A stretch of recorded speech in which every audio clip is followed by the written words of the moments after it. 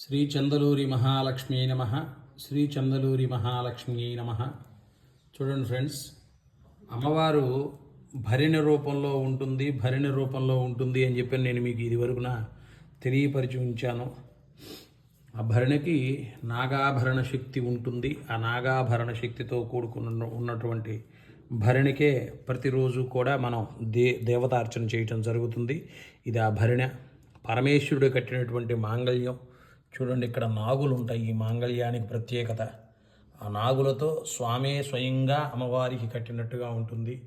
దాని లోపల శ్రీచక్ర యంత్రం ఉంటుంది. ఇదిగోండి, ఇదే మెయిన్గా మనకి వెలిసినటువంటి విగ్రహం.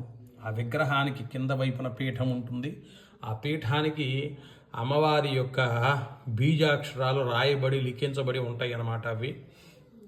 ఇది మీ అందరికీ కూడా తెలియపరచడం కోసం నేను చేస్తున్నాను. ప్రతిరోజు కూడా ఆ దేవతార్చన చేసేటువంటి సందర్భంలో ఈ అమ్మవారిని బయటికి తీసి చక్కగా ఆమెకు కూడా పంచామృతాలతో ఆ బంగారు పాదుకలకు అభిషేకం చేయటం అనేటువంటిది జరుగుతూ ఉంటుంది ఫ్రెండ్స్.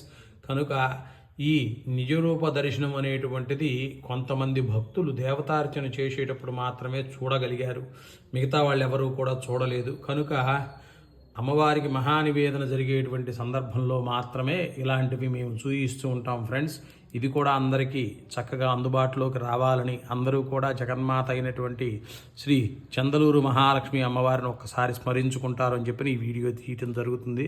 జై మహాలక్ష్మి, శ్రీ మహాలక్ష్మి.